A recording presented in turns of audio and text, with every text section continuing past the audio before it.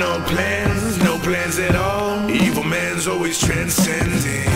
Follow like sheep, swallow everything. Always simpletons or pretending. We got no plans at all. Evil man's always transcending. Follow like sheep. I'm Lee Camp, and this is your moment of clarity. I've been down to the Occupy Wall Street protest several times in the past week, and one thing that strikes me is that I realize the police are just doing their jobs, but is there not a little voice in each one of their heads telling him or her that it might make more sense to monitor and arrest the bankers and traders and economic rapers making millions while that policeman loses his benefits, loses his house, gets shot at for less and less money each year, gets vomited on by homeless alcoholics for less and less money each year, gets rubbed on by lonesome exhibitionists for less and less money each year?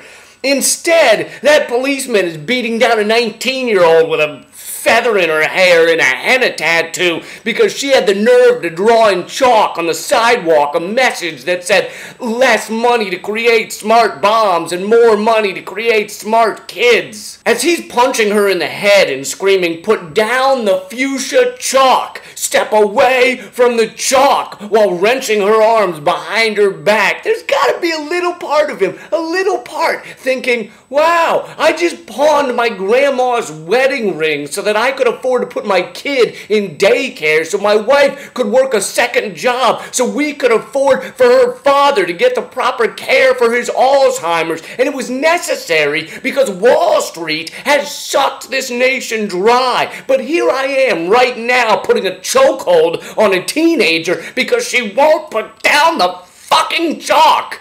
Maybe my priorities are a little out of whack.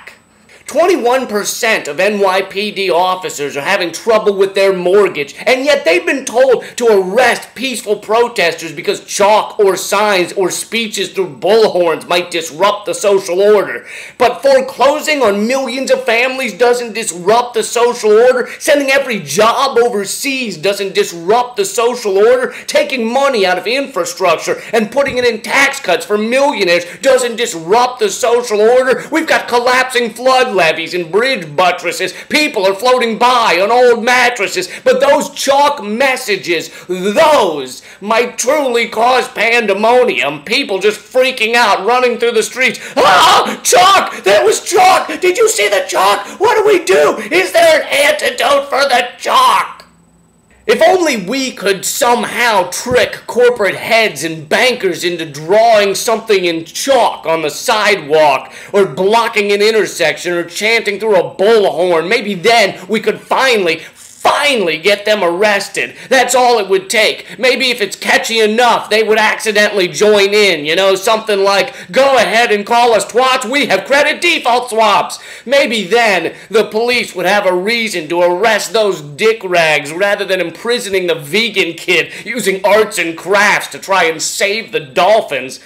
But no, we live in a world where not only is greed good, it's enforced by law. Lacking in selfishness is a sin so scary, so threatening to the status quo that the powerful need riot cops and black ops to silence it.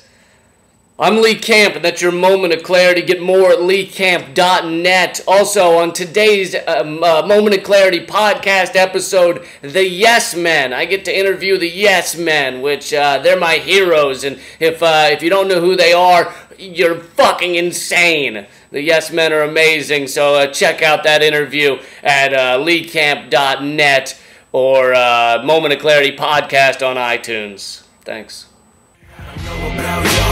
What you believe, I believe this right now, right here. Not about us dying in the million years. Stop allowing them to build up your fears. I don't know about y'all. And what you believe, I believe.